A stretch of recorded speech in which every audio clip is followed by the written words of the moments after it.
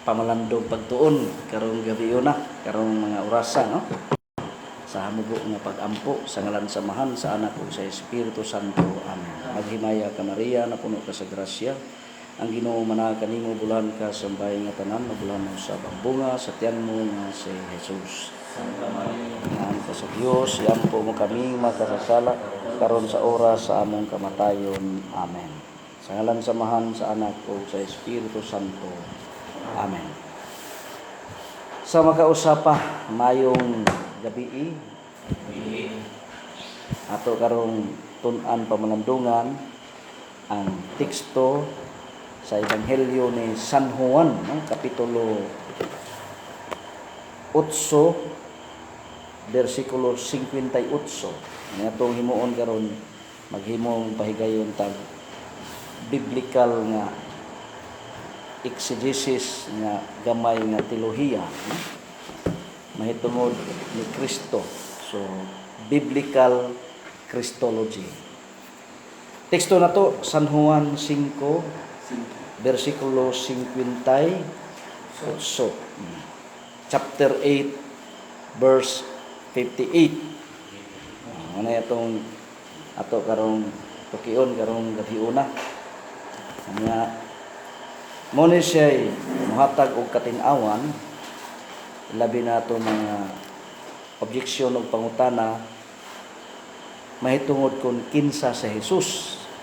Sayod mata nga dili tanang pundok nga Kristohanon muila ni Kristo nga tinuod nga Dios. Matud pas mga saksi ni Jehovah, no? Special to mention ni siya nga mga pundok Iglesia ni Kristo, dili motuo nga si Kristo matuod nga Dios. Pero ngayon natong timan-an nga ang simbahan nagtudlo nga si Kristo matuod nga tao o matuod nga Dios. Matud pa sa teolohiya nga si Kristo nagpakatao. So ang iyang pagkatao dunay sinugdanan. Nagsugod ni sa dihang gipanamkon siya sa mahal nga birhen, of course sa lalang sa Espiritu Santo. Manang atong hinumduman sa kanunay. Doon nalatay gamay nga technical adjustment karong higayuna kay ang atong mga kahimanan karon pan pa ni ubos pa ni pag testing, no? Ato sang ay mo katinga nga mo post tag kadali nga resume ra pud tag unsay mga kabalinggan gamay nga technical department technical problem adjustment kaya ini atong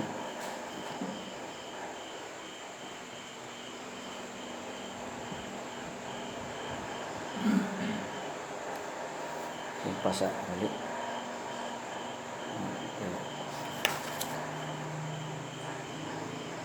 nawala nga tong online sa kuan.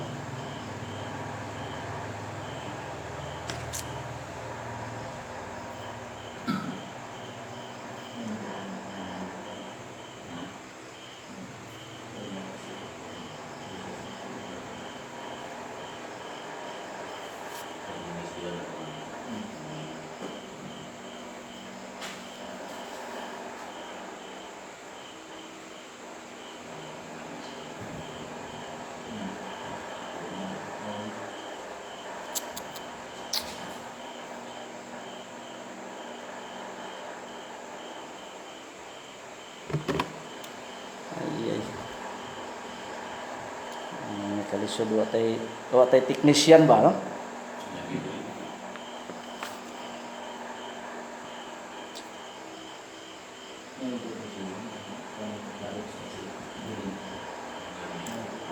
Pasensya mo nga ano resulta nga way technician.